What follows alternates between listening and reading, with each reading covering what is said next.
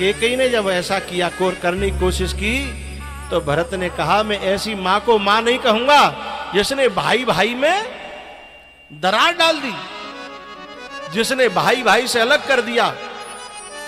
लेकिन राम जी जब वनवास से लौट के आए ना, जब केकई के पास में गए तो केकई ने एक बात कही कि बेटा मैंने 14 साल कैसे काटी हैं, शायद तैने इतने दुख ते नहीं काटी, लेकिन मैं यहां न मर पाई और न जी पाई।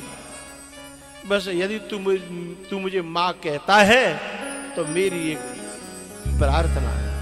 बोले का मोते भरत बहुत कठोर बोलते है, यदि बाकी और मेरे बैर है तू मिटा दे और बात यूं कह दे कि वो मोए एक बार मां कह दे तो मैं तेरो ऋण कबू नहीं भूलूंगी।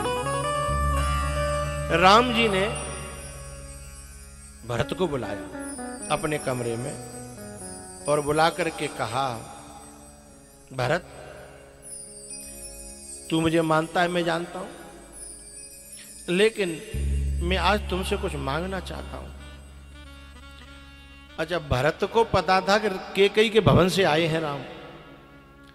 भरत ने कहा भैया तुम मुझसे प्राण मांगोगे मैं प्राण दूंगा, तुम मुझसे जो मांगोगे मैं वो दूंगा, लेकिन मेरे हृदय की बात बताऊं, आज्ञा दोगे तो मैं सब काम करूंगा, पर एक आज्ञा बड़ी मुश्किल से मैं मान पाऊंगा। बोले क्या? जिसने भैया भैया को अलग किया, जो मेरे बाप को खा गई, जिसने अयोध्या वासियों को इतने दिन आंसू खून के रुलाया है, यदि आप कहोगे मैं उसको मां कहूं, आज्ञा का उल्लंघन तो नहीं करूंगा, पर मेरे कलेजे पे पत्थर रखना पड़ेगा। ऐसी मां को मां कहूं, मेरे बाप को खा गई, मेरे भैया को मुझसे दूर कर दिया। जो भैया भैया को दूर करती है वो मां कैसे हो सकती है? आप बताओ। जो मेरे बाप को खुशी खुशी खा गई, बाप मर गया था और वो आरती लेके ठाड़ी भरत में आया, आरती लेके ठाड़ी और कह रही कछुक काज विधि बीच बिगारा है, वो मां है। भैया मैं ये बात कैसे कैसे दिल स्वीकार करेगा मेरा? तब राम ने कहा भरत तुझे नहीं पता, इसके पीछे बड़ा रहस्य है, बस इतना समझ ले कि मेरी आज्ञा है, एक बार केकई को मां कह दे। तो राम की आज्ञा मानने के कारण राम भरत को ले गए, मां के पांव छुपाए और तब भरत ने राम के कहने पर केकई को मां कहा।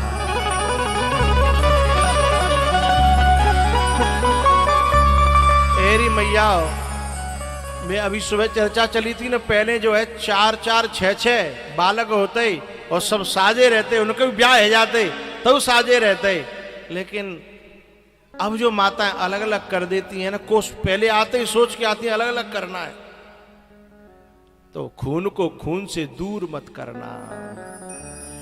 बड़े अनमोल हैं ये खून के रिश्ते, इनको तू बर्बाद न कर। बड़े अनमोल हैं ये खून के रिश्ते, इनको तू बर्बाद न कर।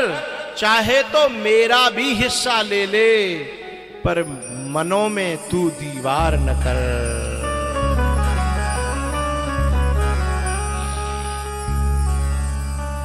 माता सुनीति जहर नहीं बो रही है, वो कह रही बेटा तेरी मैया ने ठीक ही तो कहा है कि भजन कर, और भजन करेगा तो तेरे आगे पीछे ये गोदियां और गद्दियां डोलती रहेंगी। नहीं तो यदि बुरी बुरी बात पकड़ती तो जहर घोल देती ना, जय की चाची की तरह से। तो मेरी इस कथा से मेरी माताओं को, मेरी बहनों को ये कथा से शिक्षा जरूर ले लेना, जरूर मिली होगी। मुझे विश्वास है कि आज के बाद अजी लड़ाई तो होती रहती है, मिटती रहती है, समय अदलता रहता है, बदलता रहता है। कितनी बार तुम गांव में देखो लोग मनाए जाते हैं, एक हो जाते हैं, फिर कजू तू मैं हो जाती है। अरे भैया 4 भाषण होंगे तो खटकेंगे, लेकिन वहां में जहर मत घोलो।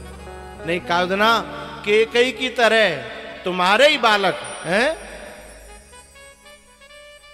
भरत ने क्या कहा था पता है? जब राम जी वनवास चले गए ना,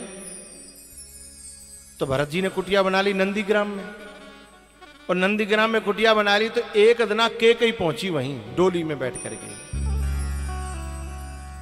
और भरत के पास पहुंची। भरत खड़ा हो गया, बोले आप यहां कैसे, आपको किसने बुलाया? तब रो करके कहती है, हटीली तैने का ठानी मन में। भरत जी ने कहा है, राम सिय भेज दिएरी वन में। पता है, कहती है कि मैंने ये सब तेरे ही लिए तो करो बेटा। ये माता ऐसा दिखाती हैं कि मैं बच्चे के लिए ही कर रही हूं, इसमें बच्चे की भलाई नहीं है, बच्चे की बुराई है। तुम उन्हें अपने परिवार में खेलने दो, अपने परिवार में मिलने दो। तुम्हारा मन नहीं मिल रहा है, तुम ये सोच के सोचा करो कि तुम्हारे भैया भाभी 4 भैया हों और अलग अलग फूट पच जाए बिन में, तो तुम्हें कैसा लगेगा? है अपने मायके में देखो कि तुम्हारो भैया तुम्हारे बाप ते न बोले, तुम्हारे भतीजे तुम्हारे चाचा ते न बोले, तो तुम्हें कैसा लगेगा? है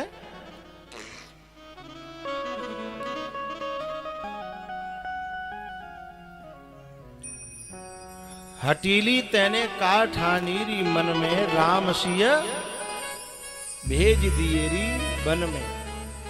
कैकेयी कहती है कि मैंने तो तेरे लिए करो सब कुछ, और पता है अब मेरे महलों में मन नहीं लग रहा। वो महल में काठवे दौड़ रहे हैं, खाए रहे हैं।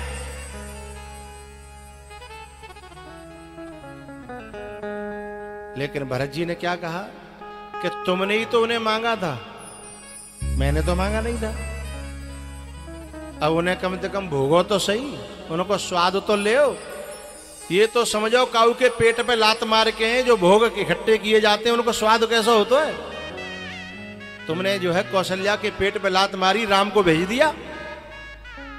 सीता ने तुम्हारा क्या बिगाड़ा था बेचारी, तुमने जंगल में भेज दी। अब्बा को स्वाद तो ले भैया। भरत जी महाराज कहते हैं, हटीली तैने काठानी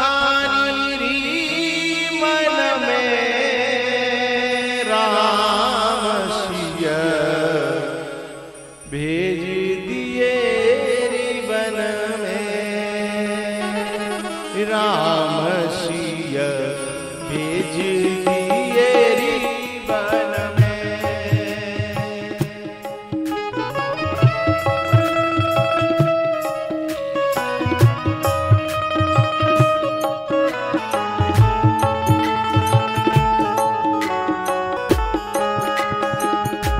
यद्यपि भरत तेरो ही जायो, यद्यपि भरत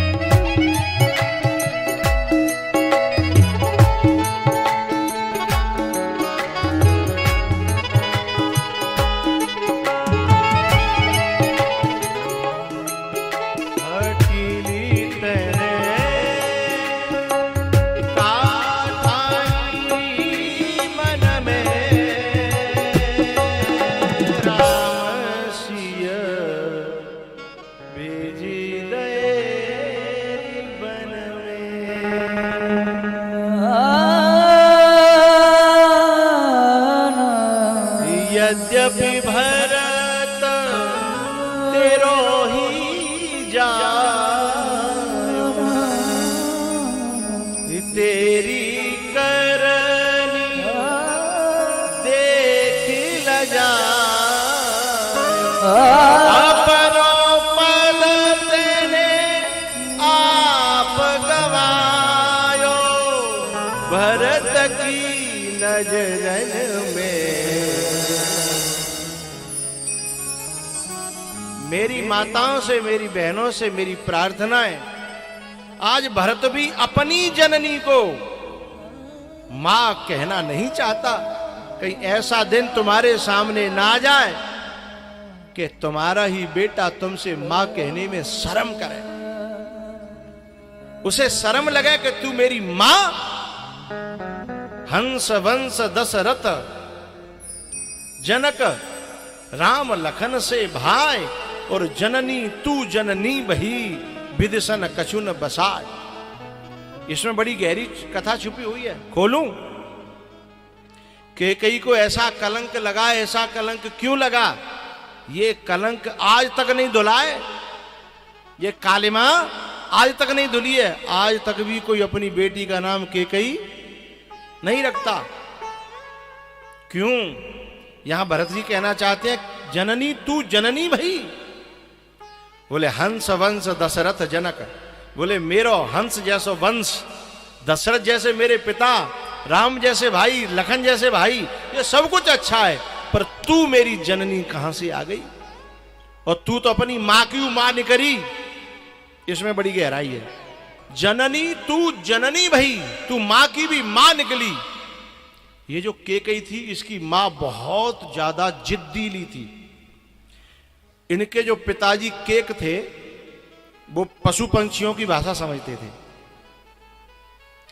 वो जो विद्या उन्होंने पढ़ी थी, तो एक दिन थाली में से एक चींटी जो है शक्कर का गुड़ का कण लेके जा रही थी। आगे से एक चैंटा आयो, चैंटा ने कहा कि तू मुझे दे दे और लिया, चूंकि मैंने को मोटा हूं थारी में दिखूंगो तो घुसन नहीं देगा, और तू छोटी सी है दिखना रही। उन दोनों की बात है रही तो राजा केक को हंसी आ गई। अच्छा, नारियों को जो है ना ये लगती है कि जो मुंह पे ही हंस रही है। अब वो जिद पर गई, तुम क्यों हंसे बताओ? अच्छा, जिनसे ये विद्या सीखी थी उन्होंने कहा जिस दिन तुम इस रहस्य को बता दोगे उस दिन तुम पत्थर के हो जाओगे। अब वो जिद पर गई, बोली मैं ये बता नहीं पाऊंगा, मेरी मजबूरी है। बोले क्यों नहीं बता पाओगे? बोले मैं पत्थर का हो जाऊंगा। तो इतनी जिद करने लगी, बोले भले पत्थर के है जाओ, पर मुझे बतानी। भाई कैकेयी ने यही तो कही तुम मरो तो मर जाओ, हैं? लेकिन मुझे राम को वनवास और भरत की गद्दी चाहिए। तो बिल्कुल यही बात तो है गई। तो जननी तू, अब क्या हुआ? वो बोली कि आदमी बोले कि ठीक है मुझे मरना ही है, पत्थर को ही होना है, तो तू मुझे ले चल गंगा जी। गंगा जी के किनारे में तो बताऊंगो, तो कम से कम पत्थर बनो तो कम से कम गंगा जी को तो बनूंगो, सो मेरो कल्याण है जागो, उद्धार है जागो।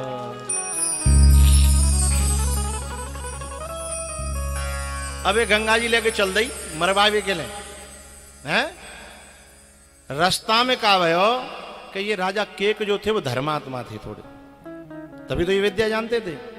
तो एक श्लोक का चरण है, धर्मो रक्षति रक्षितः धर्म एव हतो हन्ति। जो धर्म की रक्षा करता है धर्म उसकी रक्षा करता है। तो धर्म जो था वो राजा केक की आंख खोलने के लिए रास्ते में आ गया, जोड़ा बना करके बकरी और बकरा का। बकरी चर रही थी, वो बकरा भी चर रहा था। तो एक जो है वहां कुआं था, कुआं में घास लटक रही थी। तो बकरी आकर के बकरे से कहती है कि मुझे वो कुएं की लटकी हुई घास खानी है। बकरा बोलो खा ले, को नहीं करो। बोल नहीं, तुम मोहते खींच के लाओ, बामे मैं गिर पड़ूंगी। मतलब तू भले ही गिर जा, हैं? मैं गिर पड़ूंगी। बोले तुम लेके आओ। सो बकरा ने, अच्छा भाषा तो समझते ही राजा के, इन दोनों की भाषा समझ रहे कि जना मुझे बात चल रही है। सो बकरा कहते है कि मैं राजा के को ना जो पे रानी के कहवे पे मरबे चल दो, है? मैं तो बकरा हूं, सो दे हुड है। सो ही बकरी आकर बोले खावेगी घास ले, खावेगी घास? बोले ना ना मो ना लेनी, मो ना लेनी। समझ गए?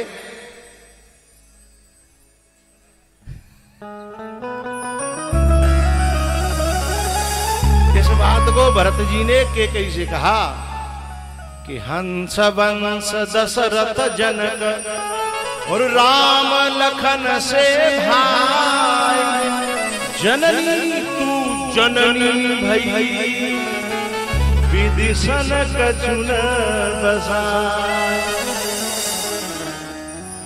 वो तो अपने राजा केक को खाने चली थी और वो तो खाए नहीं पाई, लेकिन तू तो मेरे बाप है खाए गई। तो तू तो अपनी माँ की भी माँ निकली। तो मैयाओ ऐसो कलंक लगो के कहिए, ऐसो कलंक लगो काय के कारण भैया भैया को अलग किया था, हैं? तो ऐसी कभी कोशिश मत करना, भैया भैया को अलग मत करना। माँ बेटा को बोलो बोलो, अरे करियो चाहे मत करियो, बोल तो देव ने का।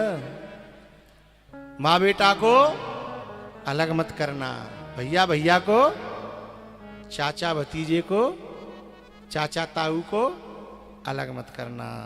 बस 10% ही यूं कर रही हैं, करना करेंगी। जो कछु तो प्लान बना के बैठी हैं, हैं? कछुनों की चल रही होगी प्रोसेसिंग, वो कैसे कहने का वो नहीं करेंगे। पर मैं तो भैया आज चौथा दिन ही तो है गो, हैं?